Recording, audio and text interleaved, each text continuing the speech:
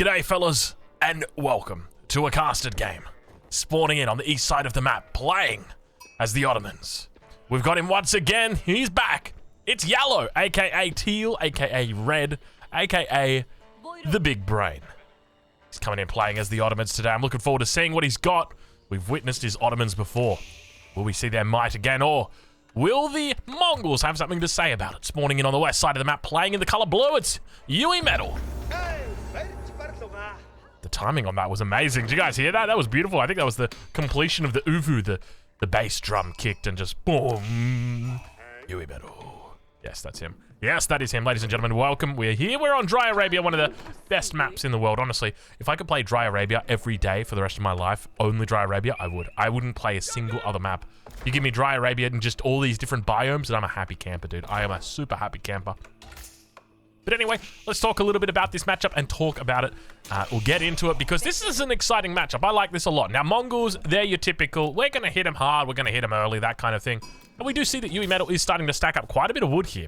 5 vills under the town center for a little bit. In fact, he's just switched it out right there.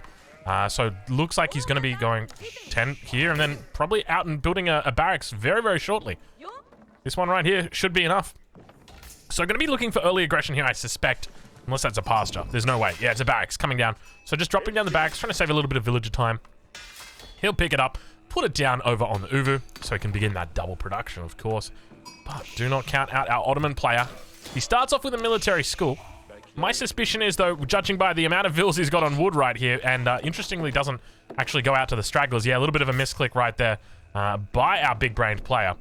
There's a lot of villagers on wood. This is a huge amount of villagers on wood, and does actually go for a barracks opening. So this is my recommended opening against the Mongols playing as the Ottomans. I do think this is the best opening that you can go. I'm loving his base building so far. It's pretty good. It's pretty on point. He leaves this corner little pocket open here, just so that he has got a position to put down his landmark, the Twin Minaret Madrasa. Very important as the Ottomans to be going for that landmark, especially when you're not playing on a water map. On a water map, you can probably go for the other one, the Sultanani Trade Network. But on a land map like Dry Arabia, it's probably advisable to go for something a little bit more food orientated. But we do see the first of the spearmen going to be coming out from the military school. Another one in queue coming out now for our big-brained yellow player. The first of the spearmen moving across the map now for Yui Metal. And for anybody who doesn't know about Yui Metal, a Chinese player, or at least I think he's Chinese. He might be Taiwanese, but I'm just going to assume Taiwanese, Chinese, because he does play with the other Chinese guys. But I guess I don't want to get too much into it, but yeah, he's a very good player, really, really good player. I think at the moment top 20, and obviously Yellow, another incredibly good player. In fact, let's switch these guys over. Apologies for not showing you that a little bit earlier, but we do see the first of the spearmen coming out. 2 more spearmen in the rear. Interestingly, no outpost coming down. So just looking to be annoying, be aggressive, that sort of thing. Obviously going to spot out the military school here. Doesn't want to go too far, delve too deep into the abyss, because obviously that town center, you don't want to play with that because you're playing with fire. And we could see Yui Metal look to try and cause some havoc over on the stone mine. Now, he does actually know about the gold and the stone in the back, so he can look to apply pressure, but we can see 4 spearmen already out for our yellow player. And I love the way that the screams just immediately get cut off the moment we don't see the spearmen anymore. He's got plenty of spears out though. Look at this. Look at these spearmen number. Up to 5 spearmen already. 6 spearmen now. Now he's paid for 4 of these spearmen, but 2 of them he hasn't. So he's got 2 free spearmen so far. And then you look at Yui Metal. He's got 2 free spearmen as well. There's the 3rd one back at home. So the numbers are pretty even when it comes to this kind of early aggression. That's why I'm a big fan of the Ottomans in this matchup. I think it's quite nice to actually take the aggression out and put it towards the Mongols, because right now there's an uvu that sits out here, and you can see the response that's coming out from Yui Metal was like, oh god damn, what do I do here? The Mongol player makes a single spear. Very rare that you see that. A single spearman, not a double. It is not the double up with the stone. It is a single spear. He pays full price for that spear, because normally it's. I mean, you could call it full price anyway, but it's half price, right? Because you're getting that stone in for free, and that's part of the opening. But look at the numbers coming out right now for Yellow. And he's got more spearmen trickling across the map at this point. He's going very heavy on spearmen. Look at the focus that we've got. Just massive aggression coming out right now from our Ottoman player. And beautiful spear numbers. He's doing a great job of just focusing down Spearman. We can see this one comes back in. Let's see if he picks it off. The micro when it comes to spears is that you need to pull back the low health one. That's the way that Spearman micro works. So it looks like he's going to be losing one here. Second one over here does get pulled back, brings them in. And look at Yui Metal's micro from the Spearman. 3 all really low health, 4 low health now, but this is where the problem starts to unfold because you can see Yui Metal's definitely got the better micro. But when it comes to the numbers, the macro side of things, Yellow he's got a little bit of an advantage. Let's just put it that way. So many Spearmen, though. Look at this. He's just still pumping. I wouldn't be surprised if we see an outpost come down. Yui Metal almost at 300 wood, so I wouldn't be surprised if we see a whole bunch of villagers just come out, drop an outpost down, but he's got decent numbers here, but he's got to fall back away from that position. The Khan almost going down. The Khan going down. Rest in peace, little guy. If this was Twitch, right now people would be saying GG in the Twitch chat. That's just what they do. Whenever the Khan goes down, they're like, oh, that's it, good game. I saw a torch. I saw a torch get thrown. Spearman, low health. They're going to get eaten alive right here. Yui Metal trying to commit to a bit of a defense here, but the numbers still looking really good at the moment for Yellow, and he looks like he's going to be able to age up now. We hear at the same time the Vizier point's going to be coming through. He could be... Oh my god, he's looking for the Imams! He brings out the Imams. I love this play. I think this is such a smart play, and I'd love to see him go Castle Age behind this. I think this is such a powerful play. You're basically taking the Mongol strat and then just being a better Mongol, right? Like, it is how it works, but... Oh, double archery range on the Uvu. If there's ever a sign we're not staying, we're not going to the Castle Age, this is the sign right here. That is a lot. That is a lot. That is a person who is intent on killing a many, on hurting a many units. You can see the way he's actually paused the construction here for the moment. Hardened Spearman does come through. You don't want to mess with Hardened Spearman. Have a look at the stat difference. 90 and 8 against 80 and 7. It's a small amount, but it's still pretty important. And look at this, the heals coming in right now. The Dark Age heals. This is what we're talking about. I genuinely think, so, you know, the developers, a lot of people don't really know or appreciate this enough, and I will just point this out. The developers are actually very good players of Age of Empires 4, and they have internal tests that they do where they balance everything, and they will do their tests, and, you know, sometimes something might sneak through. Like, as an example, Springles, right? Springles snuck through. They realized internally that, hey, Springles are broken, but it was a couple of builds before they could actually fix the Springles. Now, when the Ottomans released, initially people were like, it's not that good, and the Malians were the go-to civ. But then we saw the script flipped. We saw the Ottomans become favorites. We've also seen a shift in the way that people play the Ottomans. Instead of going for Anatolian hills, they focus primarily now on the meta drums. But here we can see a really interesting opening coming out from our Ottoman player. Spearman's still yet to be upgraded, by the way. Needs to get this upgrade in as soon as possible. But archer numbers are also out for the moment, so might need to even think about a Spahi or two. We do also see a meta coming out at the moment, but I'm loving this adaptation from him. It's actually so smart, especially considering the fact that it's a huge focus on the Dark Age from him. So many spears coming out, and it's 100% the best way for him to play it. The only problem he's going to have right now is that he's got to be so careful, right, with the Imams. He's doing a great job of just chasing down the enemy, though. Archer numbers are way too high. He can't be fighting this. He needs to fall back. He's just going to get two-shot, and we can see that's exactly what's happening. So, a little bit of an overextension right now from our yellow player. Ideally, you want to just fall back away and allow the Imams to survive, because at the moment, I mean, he's front-lining with these spearmen, but they're just getting taken out, and he does indeed fall back, but he's got to be so careful with them, because as I mentioned before, it can be very simple. Yui Metal just throws down the attack speed, and once that Imam goes down, there's no way to heal up the other one. That's one Imam down. You can't get these guys back. Not until the Castle Age, and that's where the power is.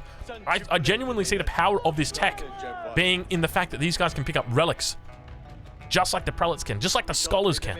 You can get the jump on the relics before your enemy can. It's a huge advantage. We do see one Imam makes his way back to base. Unfortunately for him, he's going to have to wait for a buddy to heal himself up. He cannot heal himself. You lose one, the chance that you lose both is quite high, and he jumps back into the town center. Spearman to the north, chased down by the archers. They're looking. You can see he's hunting. He's just got the... He wants to know, where are you guys? But the spearmen, they're already 2 steps ahead. Now, speaking of ahead, looks like we've got Yui Metal, who is currently prepping for a Castle Age. 7 villages on gold is always a good indication of how intent one is in going to the Castle Age, and he's rallying to gold as well. So we can see stacking up 360 gold at the moment. Quite a lot. Plenty of food. But over on the Ottoman side, My lord! What is this? Ooh, excuse me?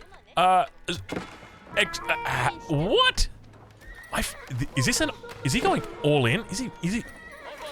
How, does this get spotted by Yui Metal? That is so much. We're at the 10-minute mark. At the 10-minute mark, he's like, actually, you know what? I'm dropping 1, 2, 3, 4, 5 production facilities and a military school. And he does that thing where he flicks his hair and he walks away. He's like, I'm done with you, Karen. Don't talk to me anymore. That's what's happening right now. So now we got like the age-old question. It's the feudal age all in up against the castle age defense. How strong is the Mongol going to be here? Is Yui Metal going to be able to overcome the Ottoman power push that's going to be coming through? Because it might not look like much at the moment. He might be sitting on 5 military population right here. But look at the numbers that he's got. Can we take a look and see what upgrades he's running? He's got double broadaxe in. No wheelbarrow just yet. No +1s coming through at this point. Spahi going to be able to chase the Khan away. That'll get rid of all that annoying attack arrows and just the typical Khan things. Like skating on ice. We see it all the time out of Khans. Very annoying. Get out of here, buddy. Look at the way he does that little flip with his bow as well. You think you're so cool, don't you, mate? Like, look at me. He, like, attacks and then he, like, flings it behind the back, but Spahi's going to have bigger problems than that. Khan going to be able to take it down. And now we got problems in Ottoman Paradise as villager number 1 goes down. That is the first of the game. Second one also going to be going down. No textiles through just yet for our yellow player. You wouldn't expect it, would you?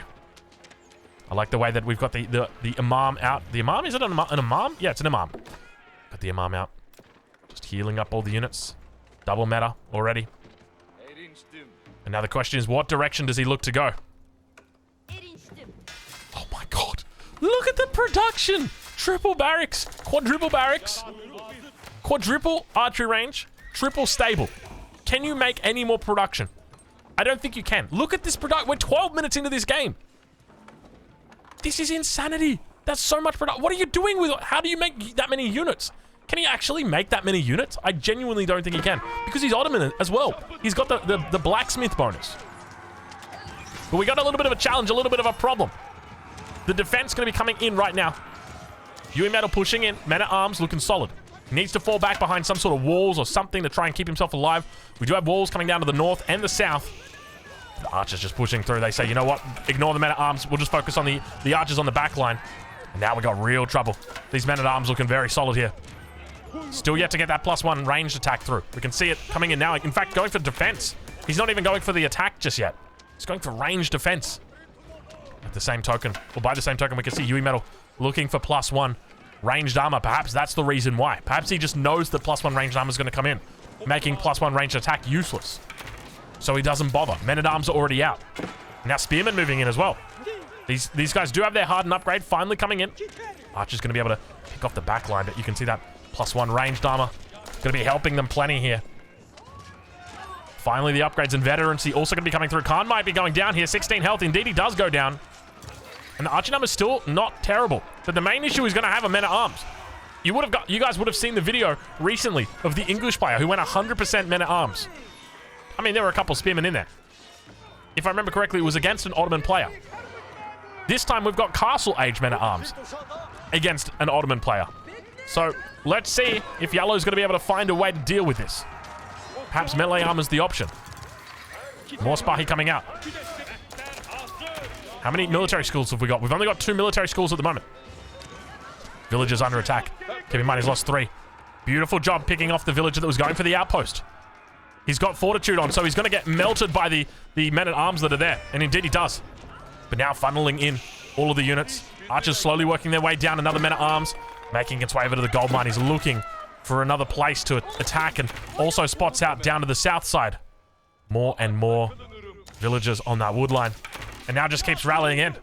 This is starting to look tough for our Ottoman player. How does he hold this? I don't think he can hold this, right? Like, I think this might be the answer to the Ottomans as the Mongols.